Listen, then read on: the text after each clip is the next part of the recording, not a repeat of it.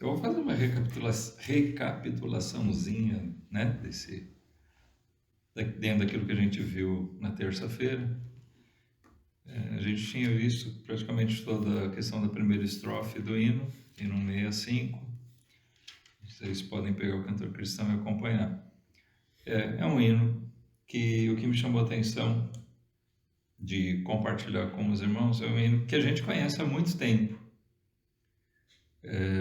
Mas nós verificamos que nem todos conhecem. Não é um hino assim tão cantado nas igrejas hoje, e até por essa questão que eu vi na internet aí, não é dos mais populares. Mas é um hino que me chama a atenção justamente pela solenidade dele, pela correção, eu diria assim, uma exatidão doutrinária, né, que faz dele um bom hino. Uma melodia bem solene, bonita, eu gosto, né, uma melodia antiga, é uma marcha alemã. E a letra, então, um hino de oração em adoração a Deus, e ele se resume assim em súplicas. Por isso colocaram o título dele aqui como oração, embora o nome que ele seja mais conhecido seria o original, que é justamente são as primeiras palavras, né, no início dele, Pai Celeste. Eu até gosto mais assim. Mas é o que ele é, uma oração, embora não seja o único hino em forma de oração. Mas então nós vemos assim que ele, primeiro, se apresenta com bastante reverência a Deus, né, se dirigindo corretamente ao Pai, Pai Celeste. A oração deve ser dirigida ao Pai, assim que Jesus ensinou. Pai Celeste, Deus bendito, né, uma exaltação a Deus. E ele começa então as súplicas dele de uma maneira geral. Manifesta, Pai, o teu amor. E a gente comentou quanto a Bíblia enfatiza o amor de Deus, né? Esse amor maravilhoso de Deus, que é a razão da graça dele em nosso favor. A reverência demonstrada na letra, ela continua sendo demonstrada aqui na segunda linha, ainda da primeira estrofe, quando ele diz: a teus pés eis-nos prostrados, implorando teu favor. Isso, irmãos, demonstra a reverência verdadeira, o reconhecimento de toda a nossa dependência de Deus e a humilhação tão requerida, né? O homem se colocar no seu lugar humildemente diante de Deus. Nós estamos aos teus pés, Senhor, prostrados, implorando teu favor, aguardando a tua graça. Nós dependemos disso e ansiamos pelo favor de Deus. Então, já tinha chamado a atenção também na terça-feira, que eu acho interessante, que ele começa, até aqui ele pede de uma maneira genérica, né? Mas aqui ele entra com o primeiro pedido, o objetivo dele, e não é em favor dele, não é uma oração egoísta, mas ele pede em favor dos pecadores perdidos. Aos que jazem no pecado, mostra a luz da salvação. Ele demonstra aqui também o reconhecimento, irmãos. Isso nós precisamos ter bem vivo na nossa cabeça, no nosso coração, que o pecador, não só nós, né, mas todo pecador, ele depende única e exclusivamente da luz da salvação, que é Deus mesmo. É Ele quem tem o poder de operar a salvação. Então, nós vemos aqui enfatizado a reverência a Deus, a esperança no amor e a confiança no favor de Deus e o clamor pelo favor de Deus também aos perdidos, como ele diz aqui, aos que jazem no pecado, aqueles que estão mortos no pecado. Então nós chegamos a ler na terça-feira, Efésios 2, 4 e 5, né? Lembrando que nós estávamos mortos em nossas ofensas e pecados. Então é assim que esses pecadores estão ainda, aqueles que não foram remidos ainda. Se hoje nós não estamos mais mortos nas nossas ofensas e pecados, nós somos vivificados em Cristo, é porque o sol da retidão, né, a luz da salvação, melhor dizendo, vamos devagar aqui, ainda nessa linha ele fala da luz da salvação, é porque a luz da salvação, né, que provém de Deus, foi assim colocada para nós. E aqueles que estão perdidos carecem disso, eles carecem que Deus ilumine a mente, o coração deles, para que eles possam entender, que eles possam crer e serem salvos também. Na última linha da primeira estrofe, então, ele fala também: vem brilhar em nossas almas, tu, ó sol da retidão. Aqui ele já amplia, não só em favor dos pecadores perdidos, mas a necessidade de que Deus se faça brilhar nas nossas almas, nós incluídos, aqueles já salvos. E ele chama Deus aqui de o sol da retidão, aquele que é a luz, é a luz maior, e aquele que realmente proporciona para nós a verdadeira justiça, a verdadeira retidão. Nós temos o Salmo 84, 11, então vou pedir para os irmãos abrirem aí. A gente vai ler 2 versículos aqui. Eu acho que a gente estava por aqui quando acabou a energia. Falando de luz, acabou a energia na terça-feira, né? Nós vimos como é ruim ficar sem luz. Pior do que ficar sem a luz elétrica é ficar sem a luz da retidão, né? Sem o sol da retidão. O Salmo 84:11 diz: porque o Senhor Deus é um sol e escudo. O Senhor dará graça e glória, não retirará bem algum aos que andam na retidão. Deus, na verdade, é o nosso sol, aquele que nos guia, que faz da nossa vida dia e nos faz andar em verdadeira justiça e santidade, ou seja, em retidão. A gente faz uma correlação aqui com o Apocalipse, irmão. Quando a gente vai ver lá em capítulo 22, que descreve a Nova Jerusalém,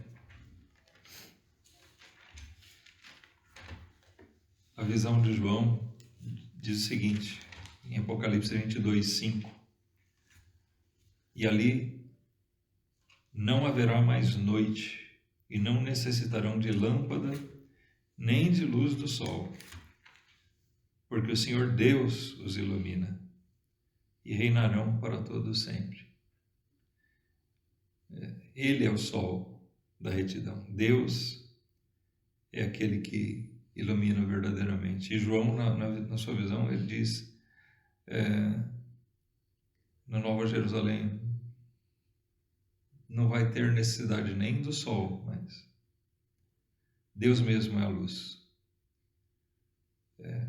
O sol que a gente nem consegue olhar para ele diretamente, pela intensidade do brilho da luz dele, ele não é nada.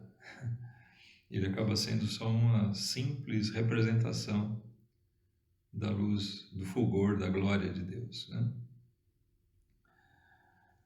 Partindo para a segunda estrofe, irmãos,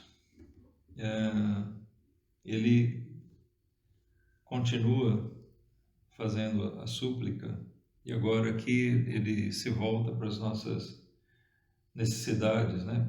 Buscando as bênçãos necessárias pelas nossas fraquezas. A gente tem que lembrar o tempo todo o quanto nós somos fracos, e as nossas orações sempre têm que incluir o pedido pela graça de Deus, que Ele intervenha na nossa vida sempre.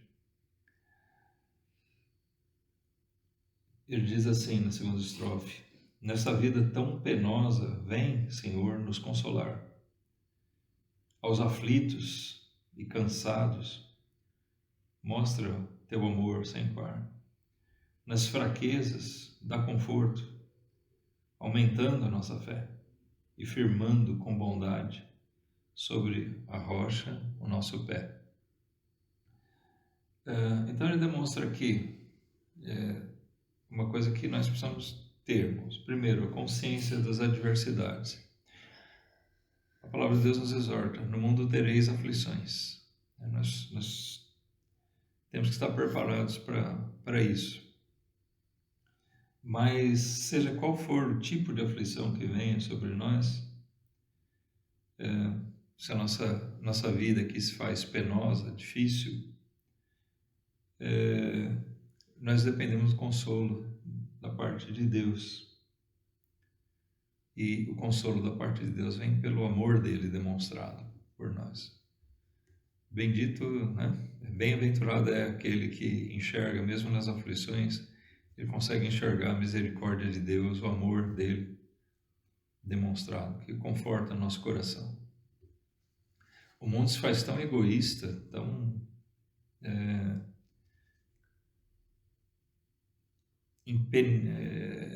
ímpio, né? Tão endurecido para com Deus, que mesmo tendo conforto, tendo as coisas, muitas vezes as pessoas se tornam murmurosas, né? E o crente precisa tomar cuidado para não se tornar assim também, irmãos. Às vezes a gente tem uma boa condição e ainda se põe a murmurar, o que é errado.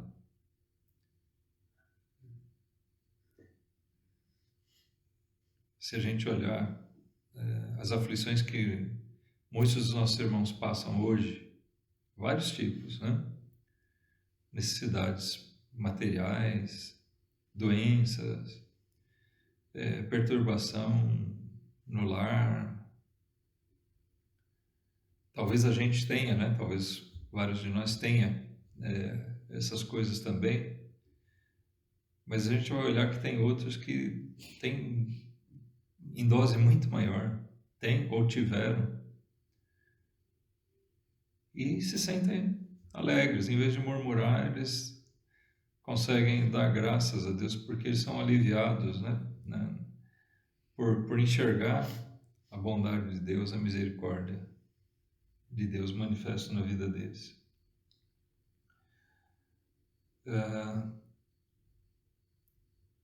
Os aflitos e cansados, às vezes a gente está realmente cansado, espiritualmente cansado, não é fisicamente. Às vezes a gente está cansado mentalmente, espiritualmente, está devastado por coisas que vêm. Mas nessas horas, irmãos, a gente tem que buscar realmente em Deus, porque Ele tem isso para nos oferecer, né? Nesse seu amor incomparável, esse amor sem medida, que a gente encontra consolo verdadeiro em Deus. Ele fala aqui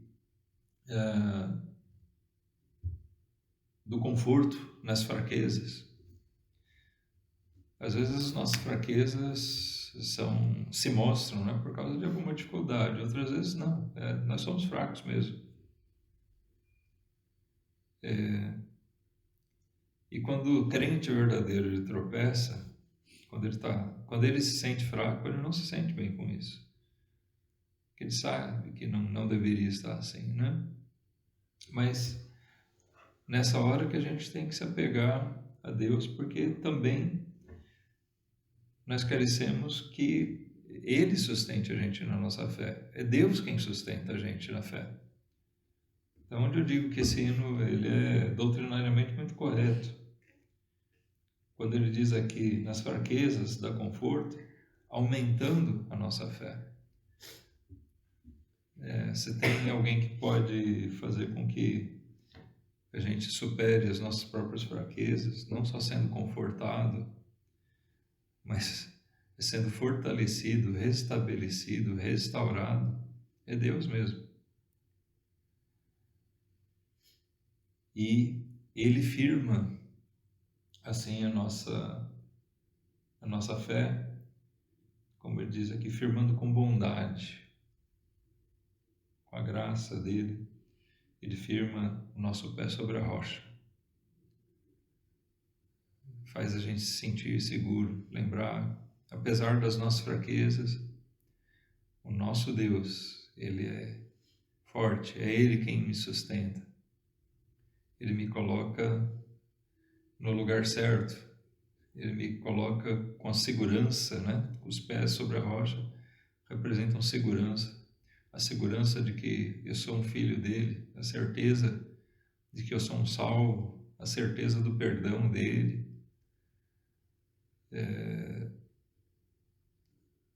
Então, a nossa busca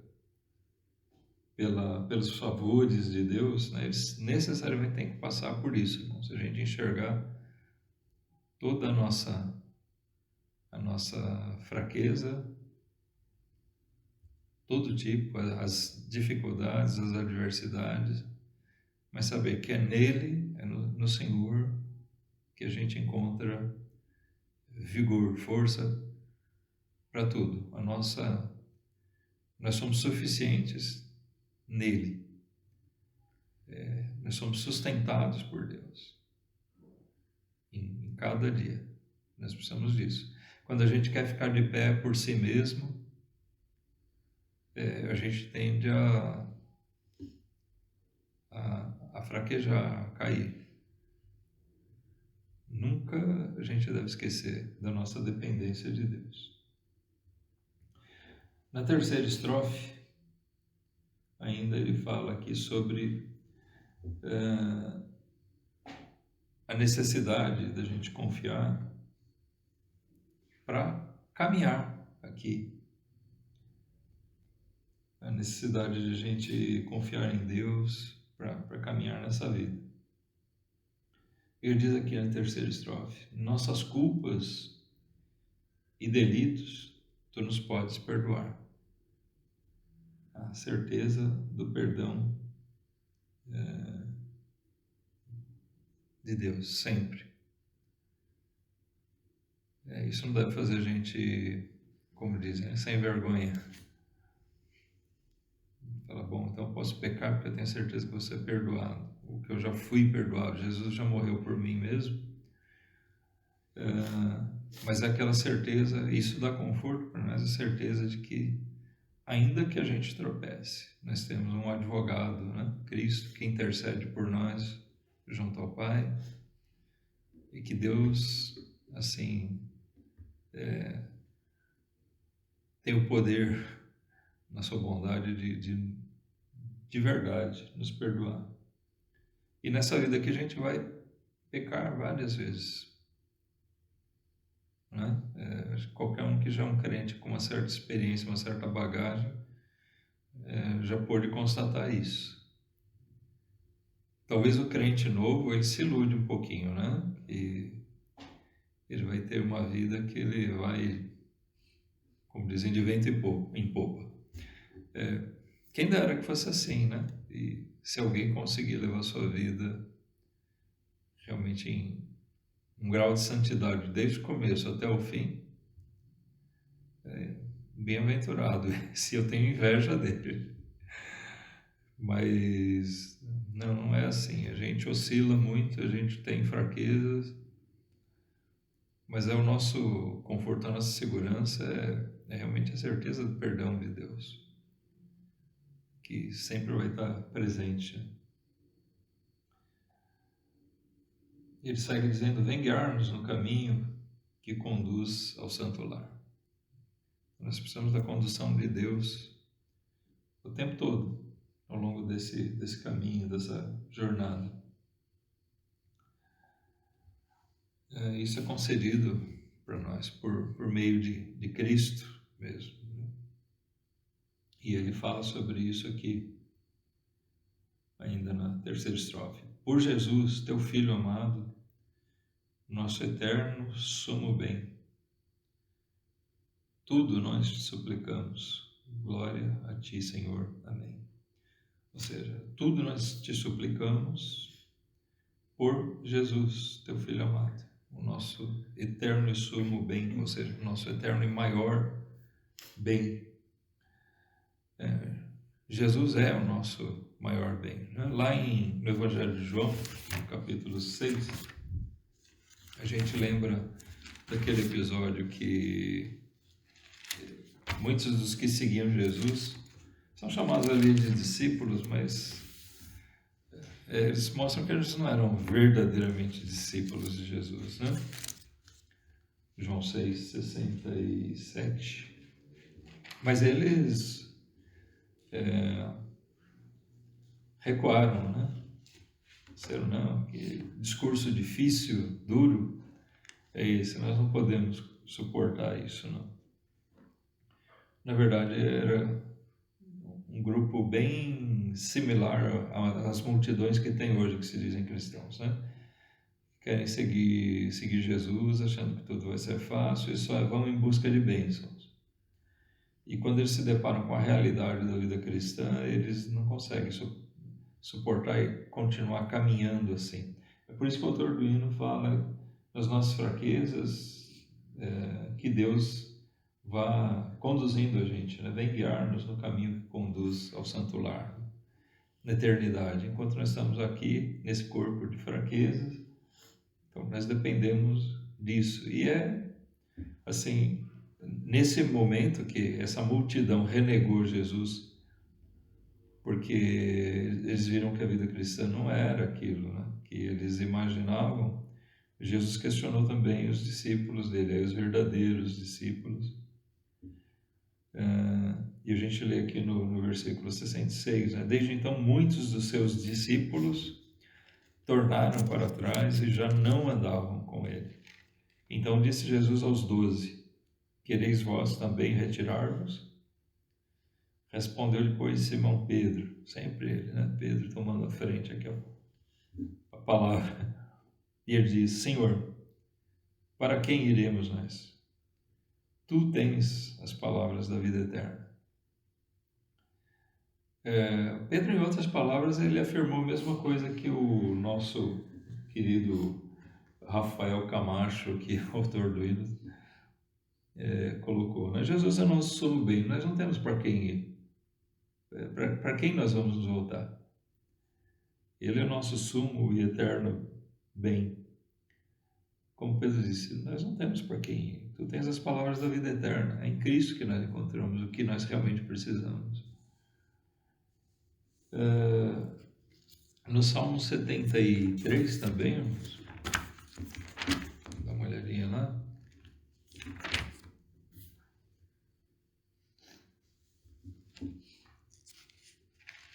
Salmo 73, 21. Aqui, o Salmo de Asaf, né? Diz assim: assim meu coração se azedou e sinto picadas nas minhas entranhas. Assim me embruteci e nada sabia. Fiquei como um animal perante ti. Todavia estou de contínuo contigo. Tu me sustentaste pela minha mão direita. Guiar-me-ás com teu conselho, e depois me receberás na glória. Quem tenho eu no céu senão a ti? E na terra não há quem eu deseje além de ti. a minha carne e meu coração desfalecem, mas Deus é a fortaleza do meu coração e a minha porção para sempre. Então, a gente vê aqui o salmista expressando justamente aquele sentimento. Por mais que a gente tenha aqui sido ferido ou se abatido, ele diz: é o Senhor que me sustenta pela minha mão direita, é aquele que me leva. Isso me faz lembrar, tinha uma música bem popular, na verdade ela foi, se não me engano, composta por um padre, mas foi muito cantada no meio evangélico também, acho que há umas 2 décadas atrás, Segura na Mão de Deus. Eu lembro de alguém corrigir isso e falar: não tem isso, porque a letra dizia: segura na mão de Deus e vai. Na verdade, não é bem a gente que segura na mão de Deus, mas é Deus quem segura a gente pela mão, é Ele que nos sustenta. O salmista apresenta dessa maneira: é o Senhor que no versículo 23, é o Senhor que me sustenta pela minha mão direita, é Ele que me pega pela mão e me leva e me guia com o seu conselho, com a sua palavra, e ainda depois, eu tenho certeza, Ele vai me acolher na glória. E ele conclui então com isso: quem tem eu no céu? Eu não...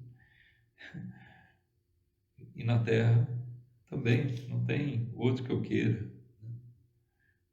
Como disse Pedro, para quem eu irei? Porque Ele é o nosso eterno e sumo bem, conforme diz o nosso hino aqui. Tudo nós te suplicamos por meio de Cristo. Que conforto é para o crente ele saber que ele tem todo conforto, sempre buscando a Deus, e por meio de Cristo ele tem a certeza disso. Ninguém vem ao Pai senão por mim, disse Jesus, no sentido negativo. No sentido positivo, nós podemos tomar essa frase, que nós temos sim acesso ao Pai por meio dele. Em 1 Pedro, para a gente concluir aqui, a gente lê de novo Pedro. Às vezes Pedro falava algumas bobagens e foi repreendido por Jesus, né?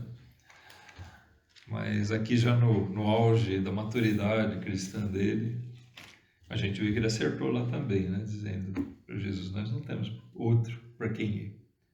Não tem outro que nós queiramos aqui.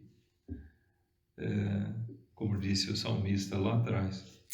Mas aqui, alguns anos mais tarde, no capítulo 5, Pedro escreveu o seguinte, no versículo 6: humilhai-vos, pois, debaixo da potente mão de Deus, para que a seu tempo vos exalte, lançando sobre ele toda a vossa ansiedade, porque ele tem cuidado de vós. Tudo nós te suplicamos, diz o hino, e nós devemos fazer isso mesmo, lançar sobre ele toda a nossa ansiedade. O autor do hino demonstra aquela confiança preciosa de que Pedro ensina a gente aqui, né?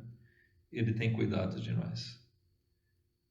Ele tem amor por nós. Ele cuida de nós como seus filhos. Nós estamos na mão dele.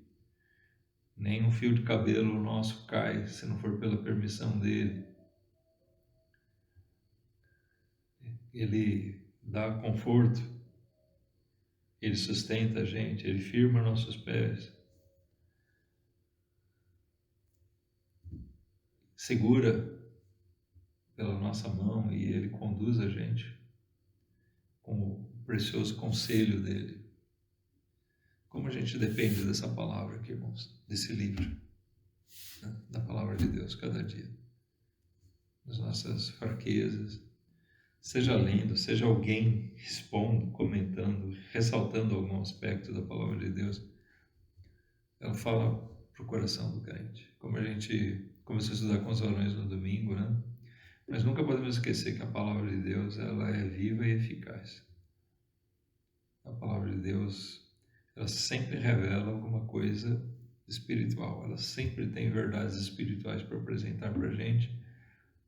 E em grande parte do tempo, mesmo que a gente não perceba, Deus está falando no nosso coração, sustentando a gente na nossa fé, fortalecendo, firmando a gente no entendimento das doutrinas, aproximando a gente na comunhão com Ele, ensinando como a gente viver aqui de uma maneira que satisfaz a Ele e que, por fim, a gente vai ver que acaba sendo a verdadeira satisfação que o homem pode ter, né? A gente encontra que não é só para satisfazer a Deus. Quando a gente satisfaz a Deus, na verdade, a gente começa a entender que nós encontramos verdadeiro prazer aqui na vida.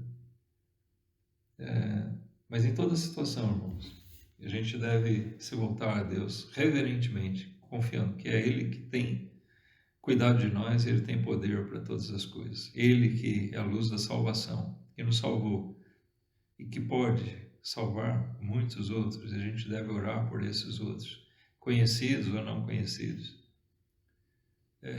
Nós temos nosso papel de pregar o Evangelho, de dar um testemunho fiel, mas a gente sabe que é o Espírito Santo de Deus que vai convencer o homem do pecado. Né? A verdadeira luz não somos nós, não é a nossa vida. A verdadeira luz é Deus mesmo. Nós vamos ser luz, conforme Jesus disse, né? Testificando aqui, demonstrando na nossa vida a presença dele na nossa vida. Como ele disse, vós sois a luz do mundo, mas Jesus diz isso num sentido relativo com relação a nós, né? A verdadeira luz, o sol que ilumina, a luz da salvação, é Deus mesmo, demonstrando isso em Cristo, no Filho. E por mais difícil que possa ser o momento que a gente venha a viver, irmãos, eu sei que tem muitos irmãos, talvez alguns que estejam hoje entre nós aqui, que já passaram por situações muito difíceis na vida. Eu espero que vocês, nessa hora, tenham sentido realmente o conforto que vem de Deus. Alguns talvez ainda não tenham passado por maiores perrengues, aí, como a gente diz, né? Mas talvez, muito possivelmente, você vai passar por momentos de muita dor, tristeza, aflição, dificuldade. Não que a gente deseje isso, mas a gente está sujeito, né, a isso. Mas nunca, nesses momentos, a gente pode esquecer que quem nos sustenta na nossa fé é Deus. Que a gente confie no bom conselho dele. Que a gente sinta o bálsamo do seu amor, né? Esse amor sem par que o autor fala aqui. Que a gente possa, assim, realmente curtir o amor de Deus, desfrutar dele. Tá?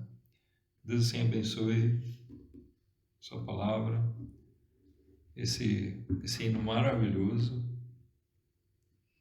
que a gente possa aprender a cantar, quem não conhece, cantar com o coração, com a alma, que seja uma prece mesmo nossa, tá? Deus abençoe, irmãos.